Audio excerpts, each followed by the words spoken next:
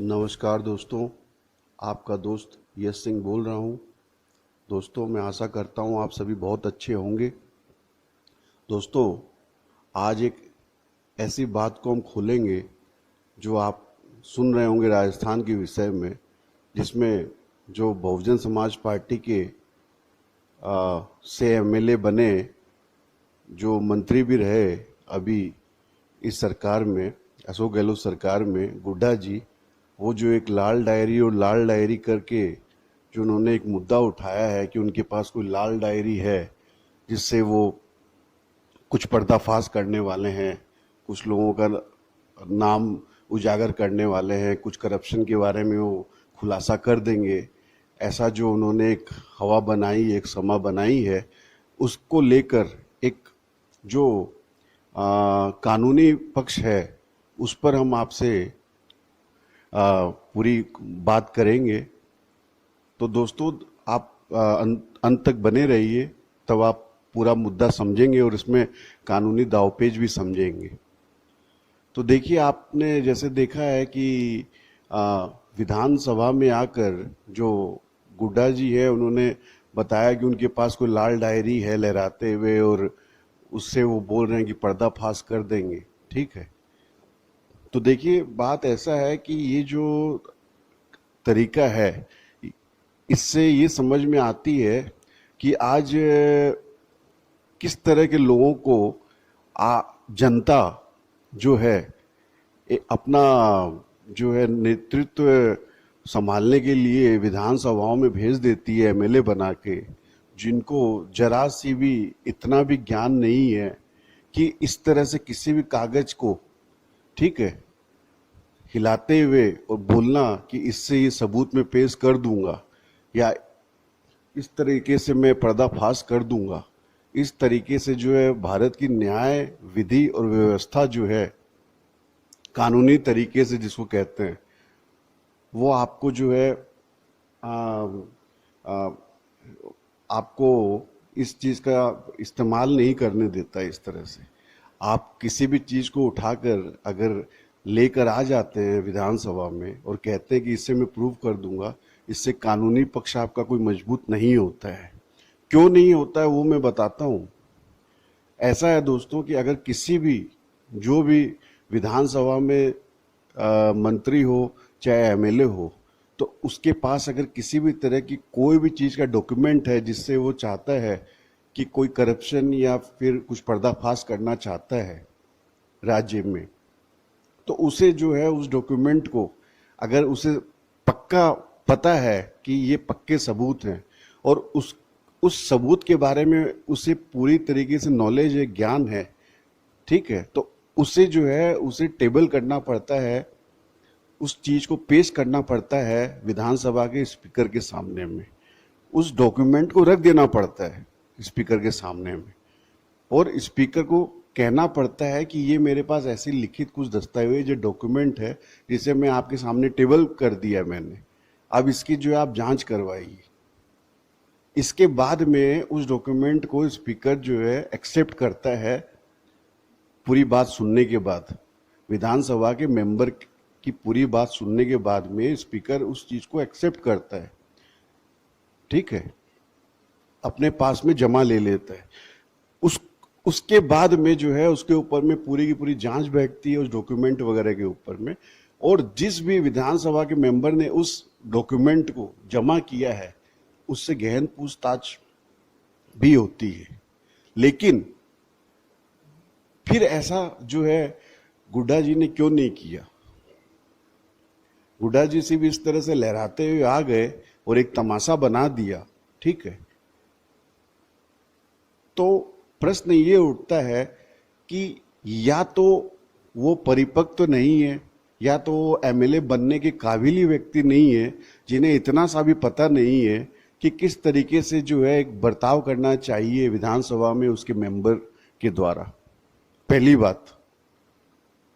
और अगर उन्हें पता है सारा कुछ कि उन्हें उस डॉक्यूमेंट को टेबल कर देना चाहिए, ठीक है, फिर भी अगर उन्होंने टेबल नहीं किया, तो इसमें फिर ये पता लगता है कि उन उनके पास में कोई ऐसा डॉक्यूमेंट जो है वो फुल प्रूफ, उनके हाथ में जो भी दस्तावेज आया है, जो लाल किताब वो कह रहे हैं, उस उसके उसके ऊपर में उनके पास कोई सबूत ही नहीं है देने को। तो जब पूछताछ होगी उनसे उस चीज को लेकर एजेंसियों के द्वारा, जो एजेंसियां उसके ऊपर जांच परख करेगी, जब स्पीकर उसे अपने पास ले लेंगे तो उसके ऊपर सबूत जो देने पड़ेंगे उनको, उनके पास सबूत ही नहीं है। तो दूसरा पहलू ये हो सकता है। तो पहला पहलू, या तो अगर उनको उनको उनको ज्ञान ही नहीं है, वो अनभिज्ञ हैं कि किस तरीके से वो एक मेंबर हैं विधानसभा में, तो उसके ऊपर प्रश्न चिन्ह लगता है कि कैसे मेंबर हैं वो विधानसभा के, हाँ, कि जिन्हें ये पता नहीं है कि ये टेबल करना पड़ता है स्पीकर के पास में। और अगर उन्हें ये पता है तो फिर उनके पास में उनके वो जो लाल किताब लहरा रहे हैं, उनको खुद को पता है कि वो सिर्फ एक जालसाजी का सिर्फ, या जालसाजी कहें या यूं कहें कि कुछ भी एक लाल किताब को लेके यूं सिर्फ इन्होंने चमका दिया, ठीक है, एक सरकार को बदनाम करने के लिए और लोगों को बदनाम करने के लिए। क्योंकि उनसे जब पूछताछ होती तब तो वो जवाब नहीं दे सकते थे इस बात की। तो कहने का मतलब है दोस्तों कि कानूनी तौर पर जो है इस तरह से किसी भी दस्तावेज को उठाकर, और आप अपने घर पे भी बैठ जाइए और आस पड़ोस और आपके कुछ भी जो भी लोग हैं आपके जानकार, आप सबका नाम का लिस्ट बना के और पास में और लिख दीजिए कि आपने जो है किसी को इतने लाख उधार दे दिए, किसी के बारे में लिख दीजिए इतने करोड़ उधार दे दिए, और जो लिखना आपको लिख दीजिए, आप 100 करोड़ की लिस्ट बना लीजिए, ठीक है। तो वो दस्तावेज हो जाएगा आपका। दस्तावेज जो है उससे तो प्रूफ करना पड़ेगा ना आपको कि आपने दिया, कब दिया, किसके खाते में गया, नहीं गया, वो धन, उस धन का हुआ क्या, पहले तो आपके पास इतने धन कहां से है, पहले तो आपको ये प्रूफ करना। तो देखिए दोस्तों, ज्यादा इसमें जो है इसमें एनालिसिस, डीप एनालिसिस में नहीं जाऊंगा मैं, कानून का मैं जानकार होते हुए मैं आपको बता रहा हूं कि इस तरह के लोगों को, जिनको बिल्कुल भी ज्ञान ही नहीं है, इस तरह के लोगों को जनता अपना लीडर समझने लग जाती है। इस तरह के लोगों को उठाकर आप मेंबर बना देते हैं विधानसभा का। तो क्या है दोस्तों कि होता क्या है कि इस तरह के लोग न सिर्फ अपनी हंसी उड़वाते हैं, बल्कि जहां से वो एमएलए बन के आए हैं वहां की जनता की भी फजीयत करवाते हैं कि किस तरह की जनता है वहां की, कि उन्होंने ऐसे व्यक्ति को चुनकर अपना लीडर बनाकर, भाई एमएलए तो उस एरिया का लीडर ही एक तरह से माना जाएगा विधानसभा में, तो उस जनता की सूझबूझ पर भी प्रश्न चिन्ह लग जाता है कि कैसे व्यक्ति को उन्होंने विधानसभा में भेज दिया एमएलए चुनकर। ठीक है दोस्तों, पहली बात। दूसरी बात मैं ये बोलता हूं आपको कि कानूनी रूप से तो ये कोई मसला है ही नहीं, और दूसरी बात ये मैं बोल रहा हूं कि जिस तरीके से अशोक गहलोत सरकार के अंतर्गत जितने भी लोगों की भलाई के लिए, डेवलपमेंट के लिए, सोशल डेवलपमेंट, ठीक है, गरीबों को, पिछड़े वर्गों के लिए और पीड़ित लोगों के लिए, जितने भी तबके हैं समाज के, हर तबके के लिए जितने तरीके के अच्छे कार्य हुए हैं, उनको दबाने के लिए मैं ये प्रश्न ऐसे ही नहीं उठा रहा दोस्तों। कहीं ऐसा तो नहीं कि जो बहुजन समाज पार्टी से ये जो गुड्डा जी थे, इनको जो है भारतीय जनता पार्टी ने काम पर लगा दिया है, क्योंकि भारतीय जनता पार्टी जो है उसमें ज्यादातर आपको इस तरह के लोग मिलेंगे जिन्हें बहुत कम लिखत, क्या कहते हैं इसे, लिखत पढ़त की विद्या का ज्ञान बहुत कम है। वो सिर्फ हवाबाजी में, इन्होंने सरकार भी जिस तरीके से हवाबाजी में बना रखी है आज भारतवर्ष में, शुरुआत करिए आप मोदी जी से लेकर, जो वो कहते हैं कि वो नाले से गैस निकाल कर और कोई चाय वाला जो है चाय बना लेता है।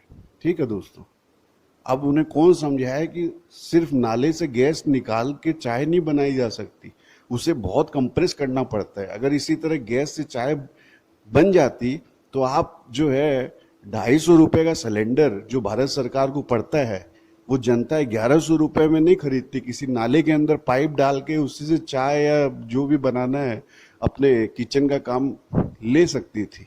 मोदी जी को ये बात जनता को जाके समझा देनी चाहिए कि भाई मोदी जी, आप तो कहते हैं कि गैस नाले से निकल जाती है, तो आप हमें वही गैस दे दीजिए।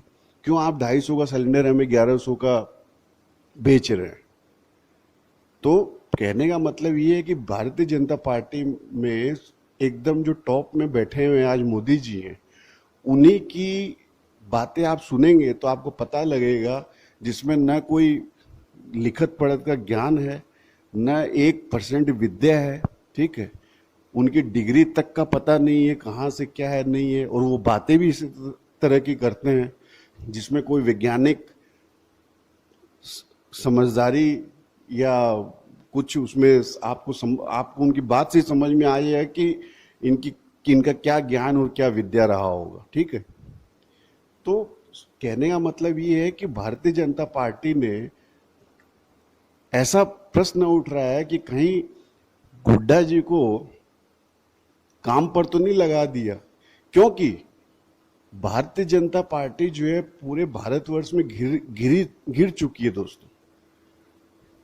2014 से लेके आज तक जो सरकार चलाई है जिस तरीके से मोदी जी ने, एक के बाद एक देखेंगे आप, जो ब्रेक पर ब्रेक, ये तो आप ये देख लीजिए कि भारत एक ऐसा देश है जहां इतने बड़े बड़े ब्रेक,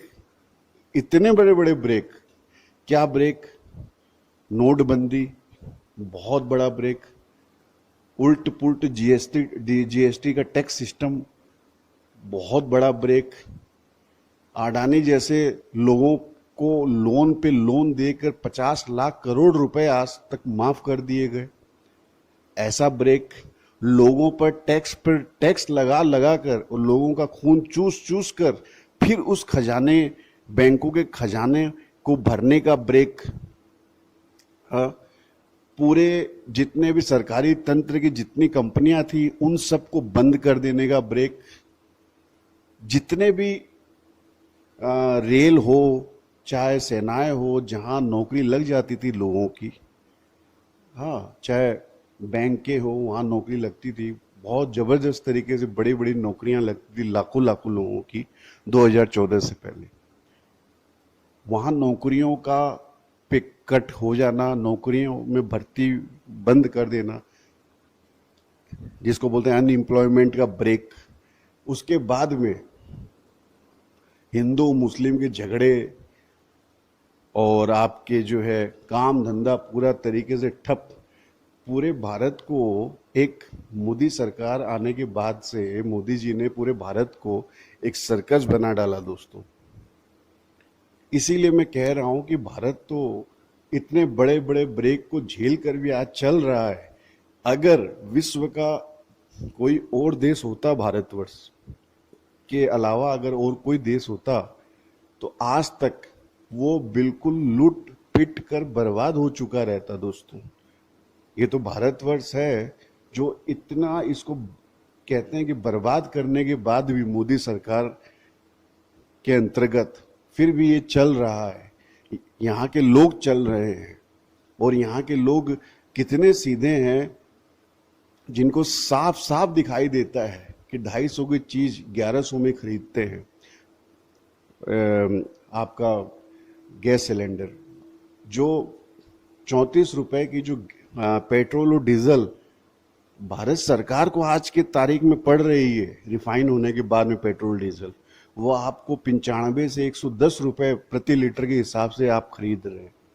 फिर भी धन्य है भारत के लोग, या बहुत सीधे हैं यहाँ के लोग। मैं कहना चाहूंगा कि इतना कुछ आंकड़ों में, जिसे आप कैलकुलेटर के ऊपर में देख सकते हैं, जमा और जोड़ घटाव कर सकते हैं, इसको देखने के बावजूद भी लोग इतने सीधे लोग हैं कि ये सोचते हैं कि बहुत बड़ा राम जी का मंदिर बन रहा है, जो कि सुप्रीम कोर्ट के ऑर्डर से बना, तो ये लोग सीधे साधे सोचते हैं कि मोदी जी ने बनवा दिया। ठीक है दोस्तों, कश्मीर से जो धारा हटा ली गई है, उसे हटा के यहाँ के लोग सोचते हैं कि बहुत बड़ा काम कर दिया कश्मीर में। दोस्तों, कश्मीर में तो आज भी आप जाके आप न दुकान खरीद सकते हैं, न मकान खरीद सकते हैं, न होटल बना सकते हैं। आप चले जाइए, बना लीजिए वहाँ पर। इतना डिस्टरबेंस है, इंटरनेट वहाँ पर रहता नहीं है, पूरा का पूरा सेनाओं के अंतर्गत है। कौन सा टूरिस्ट वहाँ आज के तारीख में जाना चाहता है, बताइए आप।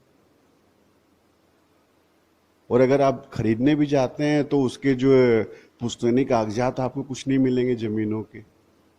यानी कि रिकॉर्ड्स में भी अभी तक पूरा रिकॉर्ड जो है वो भी पूरा आपको दस्तावेज भी बराबर नहीं मिलेंगे वहाँ पे। तो आप कहते हैं कि भाई मोदी जी ने वहाँ पे धारा कुछ हटा दी, तो अब वहाँ पे आप जो है जा सकते हैं। कुछ लोग तो कहते हैं कि कश्मीर में शादी भी कर सकते हैं, तो आप चले जाइए, करिए शादी वहाँ पर। तो मोदी जी को क्रेडिट जो देती है भारत की जनता, सीधी सादी जनता, कि उन्होंने जो है राम मंदिर बनवा दिया, सुप्रीम कोर्ट को नहीं देती क्रेडिट। और उन्होंने कश्मीर का मुद्दा जो सॉल्व कर दिया, जो हुआ ही नहीं है। और अभी ताजा ताजा जो मणिपुर में पिछले 90 दिनों से वहाँ महासंग्राम चल रहा है, मास किलिंग चल रही है, हाँ जल रहा है मणिपुर। और प्रधानमंत्री साढ़े आठ हजार करोड़ का विमान जो भारत के लोगों ने के गाड़ी कमाई के टैक्स से उन्होंने खरीद लिया, और खरीद के वो पेरिस, न्यूयॉर्क और आपके मिडिल ईस्ट, खाड़ी देशों में, और पता नहीं पूरे पूरे विश्व की कहाँ कहाँ भ्रमण कर रहे हैं मोदी जी।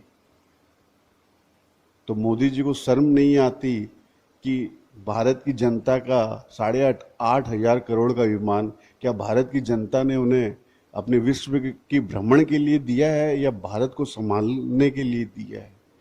क्या वो 1 घंटा की उस विमान को लेके यात्रा करके मणिपुर नहीं संभाल सकते थे पिछले 90 दिनों से जो चल रहा है? तो कुल मिलाकर देखिए दोस्तों, बात ऐसा है कि राजस्थान की बात कर लेते हैं कि राजस्थान में पिछले 5 साल में इतने बड़े बड़े कार्य हो गए हैं इस कांग्रेस सरकार, अशोक गहलोत सरकार में, जिसे वर्ल्ड हेल्थ ऑर्गेनाइजेशन के समान बड़े बड़े जितने भी इंस्टीट्यूशंस हैं, उन्होंने जो है माना है इस सरकार का लोहा कि कोविड के समय जो इतने ज़बरदस्त काम हुए, जो भारतवर्ष में भी ऐसा नहीं कर सका कोई, वो कोविड के समय, कोरोना वायरस के समय इस सरकार ने करके दिखला दिया। तो ये तो विश्व कीर्तिमान की बातें हैं।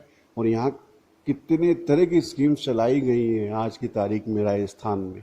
तो इस वजह से भारतीय जनता पार्टी इतनी ज़्यादा बौखलाई हुई है कि उनके पास न तो कोई चेहरा है, न कोई मुद्दा है, न उन्हें विश्वास है मोदी जी पर, क्योंकि मोदी जी जहाँ भी जाते हैं वहीं चुनाव हार के आते हैं।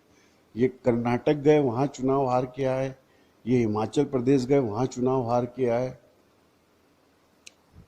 ये मोदी जी अभी फिलहाल जहाँ जहाँ भी चले जाते हैं दोस्तों, और फिलहाल की बात नहीं है कि मध्य प्रदेश में भी जो ये सरकार चला रहे हैं, ये भी कांग्रेस की ही सरकार थी।